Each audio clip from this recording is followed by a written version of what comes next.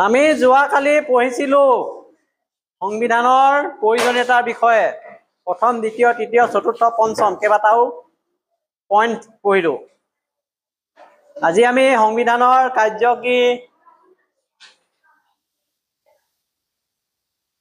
সংবিধানে কেনেকৈ আমাক সহায় কৰিব, সংবিধানৰ প্ৰকাৰ কি, বিভিন্ন তুলনা আছে আমাৰ ওচৰ চুবুৰীয়া ৰাজ্যত সংবিধান কেনেকে কাৰ্যকৰী হৈ আছে তাৰ ওপৰত আমি আলোচনা কৰিম।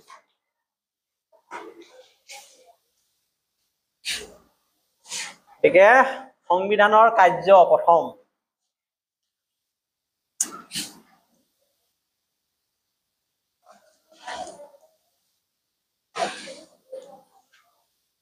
কথা পাতিব নালাগে, এতিয়া আমি আৰম্ভ কৰিছো।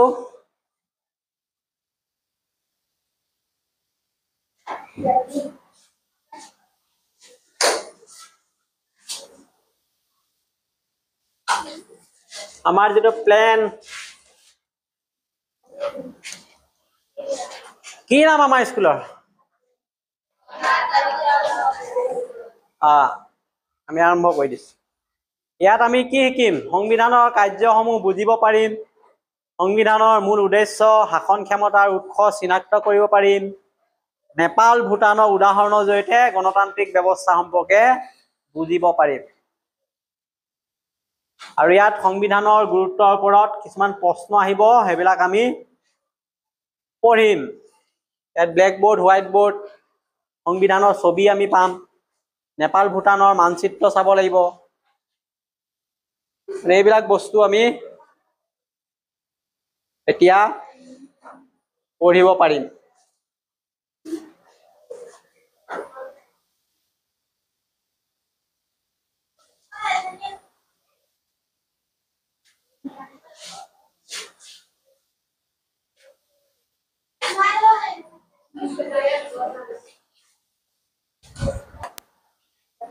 পেজ নাম্বাৰ 92 আমাৰ এটা বক্স আছে, বক্সত লিখা আছে সংবিধানৰ কাৰ্য আছেনে? এইটো আমি প্ৰথমে পঢ়িব লাগিব।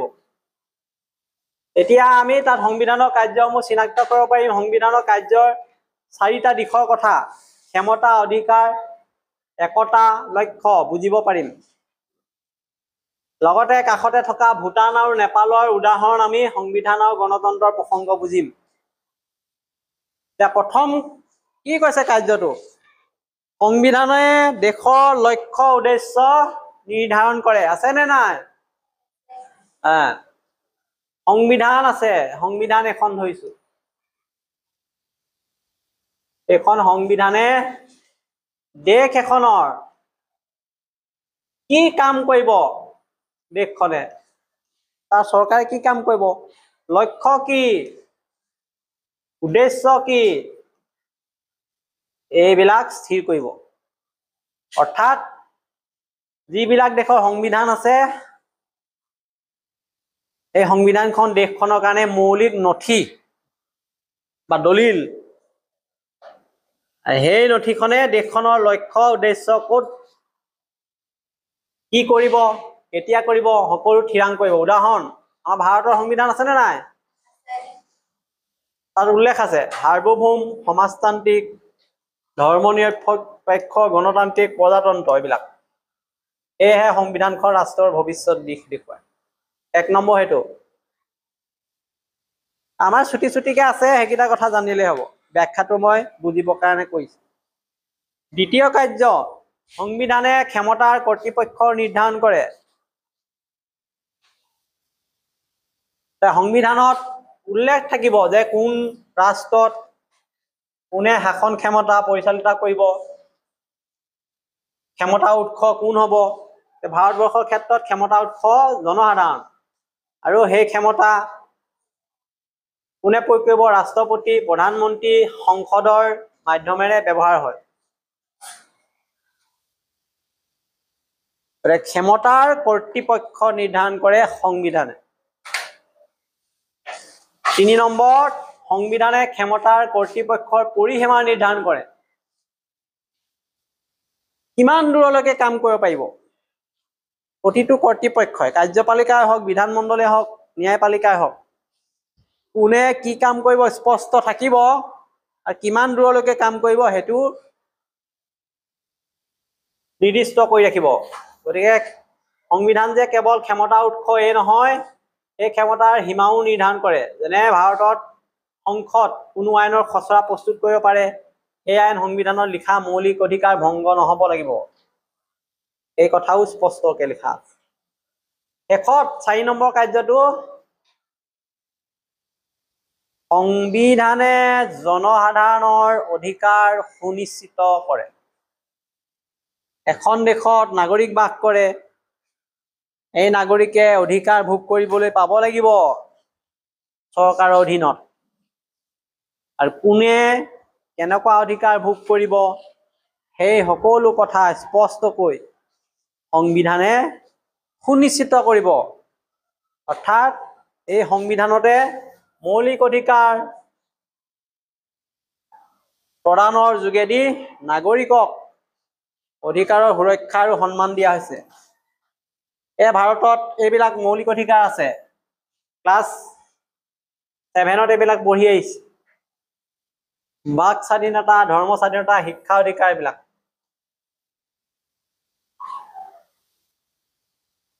আৰু এটা কাৰ্য দিছে, সংবিধানে জনসাধাৰণৰ মাজত একতা আৰু সংহতিৰ স্থাপন কৰে। দিছেনে নাই? আমাৰ দেশত জাতি, বৰ্ণ, ভাষা, লিংগ নিৰ্বিশেষে কোটি কোটি মানুহ আছে। চবৰে পৃথক পৃথক ধৰ্ম আছে, পৃথক পৃথক ভাষা আছে, তথাপিও কিন্তু একতা আছে, সংহতি আছে। নিজকে ভাৰতীয় হিচাপে চিনাকি দিয়ে সকলোৱে।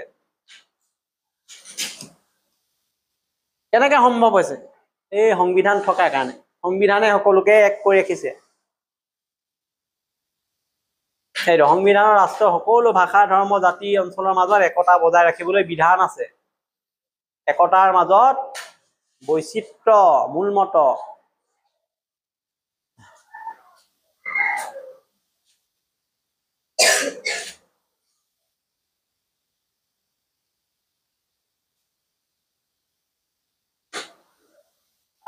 এটা 5টা আমি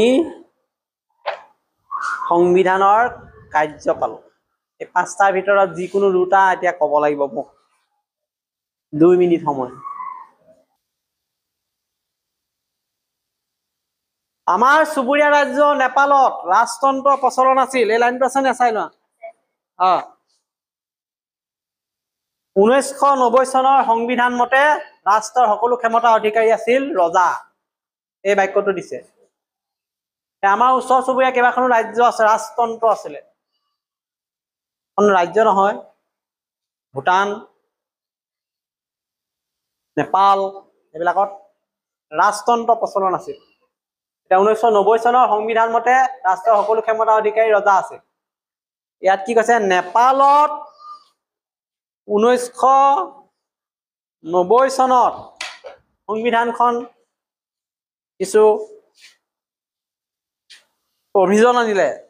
তাত কিছু ধাৰা সন্নিৱিষ্ট কৰিলে যে ৰজাই সকলো শাসন ক্ষমতা নিজৰ হাতত ৰাখিছিলে। অৰ্থাৎ নেপাল ৰাজতন্ত্ৰত আছিল, জনগণৰ হাতত শাসন ক্ষমতা নাছিল। ৰাজতন্ত্ৰ মানে ৰজাৰ শাসন। আমাৰ ইয়াত ৰজা নাই, কিন্তু নেপালত, ভূটানত ৰজা আছে।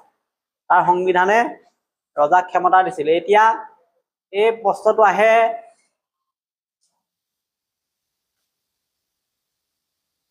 নেপালত সংবিধান কোন চনৰ কথা কৈছে?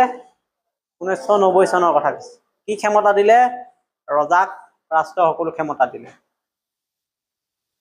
আৰু নেপালত জনসাধাৰণে ৰাজতন্ত্ৰ আঁতৰাবৰ বাবে 2006 চনত গণতান্ত্ৰিক প্ৰক্ৰিয়াৰে প্ৰতিবাদ আৰম্ভ কৰে।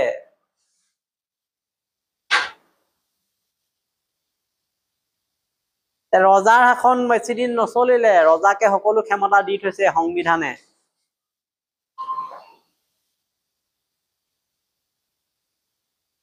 ঊনৈছশ 90 চনৰ সংবিধান। মানুহে দেখিলে যে সকলো ক্ষমতা ৰজাকে দি দিলে, ৰজাই ক্ষমতা বেছিকে পাইছে, মানুহৰ অধিকাৰ খৰ্ব হৈছে। সেইকাৰণে 2006 চনত কি হ'ল, নেপালী লোকবিলাকে ৰাজতন্ত্ৰৰ বিৰুদ্ধে, ৰজাৰ বিৰুদ্ধে কি কৰিলে, প্ৰতিবাদ কৰিলে, আন্দোলন কৰিলে। তেওঁলোকে গণতান্ত্ৰিক ব্যৱস্থা বিচাৰিলে, য'ত ৰজা নহব, জনগণ শাসনৰ মূল শক্তি হব। এইটো 2006 চনৰ কথা। 2008 চনত কি হ'ল, ইয়াৰ 2 বছৰৰ পিছত, অৰ্থাৎ 2008 চনৰ এপ্ৰিল মাহত গণতান্ত্ৰিক নিৰ্বাচন হ'ল নেপালত, আৰু ৰাজতন্ত্ৰৰ অৱসান ঘটাই নেপালত গণতন্ত্ৰ প্ৰতিষ্ঠা হ'ল।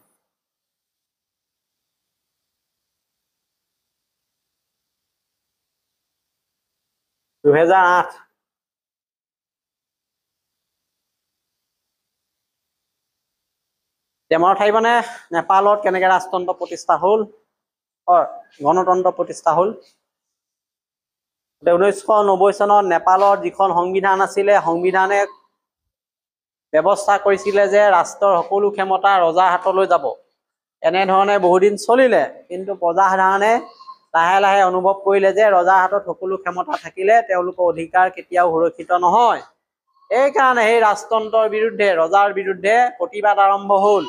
এই প্ৰতিবাদী আন্দোলন আৰম্ভ হৈছিলে 2006 চনত, আৰু 2008 চনত 2 বছৰৰ পিছত নেপালৰ ৰাজতন্ত্ৰৰ অৱসান ঘটিল। কেনেকৈ অৱসান ঘটিল? তাত নিৰ্বাচন হ'ল। নিৰ্বাচনত জনসাধাৰণে অংশগ্ৰহণ কৰিলে আৰু ৰাজতন্ত্ৰৰ অৱসান ঘটাই গণতন্ত্ৰ প্ৰতিষ্ঠা হ'ল।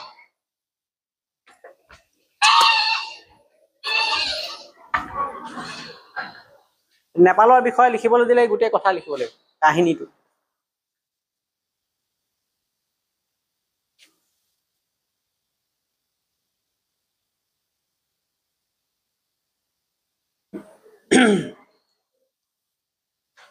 গতিকে নিৰ্বাচন অনুষ্ঠিত হোৱাৰ লগে লগে গণতন্ত্ৰ প্ৰতিষ্ঠা হ'ল আৰু ৰজাৰ ক্ষমতা সীমিত হ'ল। ইয়াৰ কাৰণ কি আছিলে?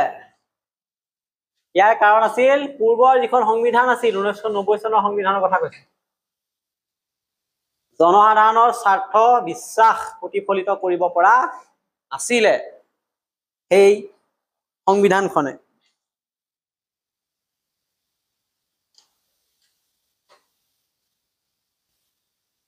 কেলে প্ৰতিফলিত কৰিব পৰা নাছিলে? কাৰণ সেই সংবিধানখনে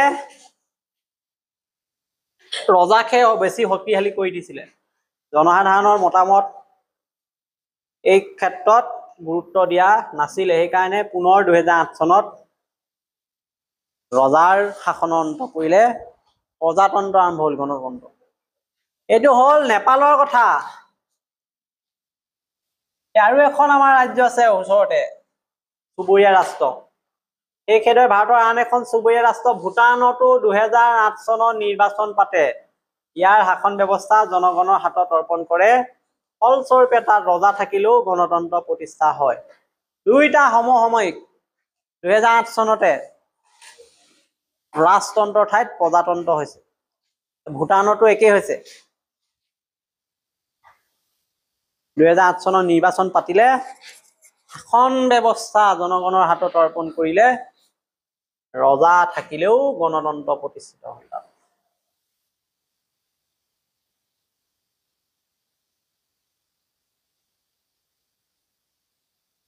গতিকে এনেধৰণৰ শাসন ব্যৱস্থাত ৰজা বা ৰাণী নাম মাত্ৰ শাসনকৰ্তা হৈ থাকে, আৰু তাত গণতান্ত্ৰিক প্ৰক্ৰিয়াৰে প্ৰকৃত শাসন কাৰ্য পৰিচালিত হয়।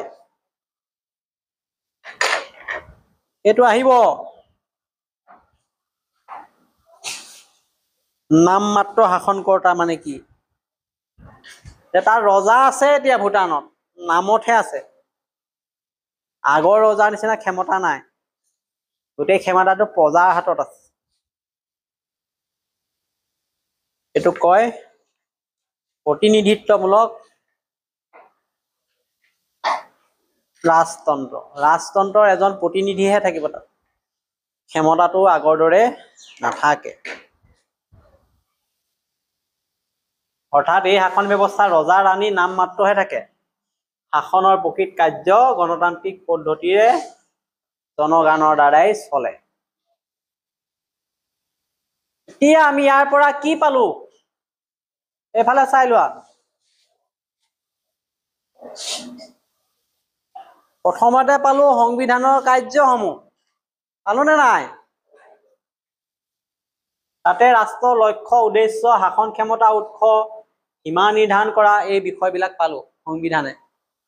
আৰু দ্বিতীয়তে পালো ভাৰতৰ ওচৰ চুবুৰীয়া দুখন ৰাষ্ট্ৰ নেপাল আৰু ভূটানত কি ধৰণে গণতন্ত্ৰ প্ৰতিষ্ঠা হৈছিলে এই কথাটো পালো, উদাহৰণ সহ পালো। আৰু তাত দেখা পালো যে জনসাধাৰণৰ অধিকাৰ সুৰক্ষিত কৰি ৰখা, গণতান্ত্ৰিক ব্যৱস্থা নিশ্চিত কৰাৰ কাৰণে সংবিধানে তাত গুৰুত্বপূৰ্ণ ভূমিকা ললে। এতিয়া আমি ইয়াৰ ওপৰত কিছুমান প্ৰশ্ন আলোচনা কৰিব পাৰিম নে নোৱাৰিম? সেই প্ৰশ্নবোৰ কেনেকুৱা হ'ব আমি চাব পাৰিম। তাৰ কাৰণে সকলোৱে ৰেডি হ'ব।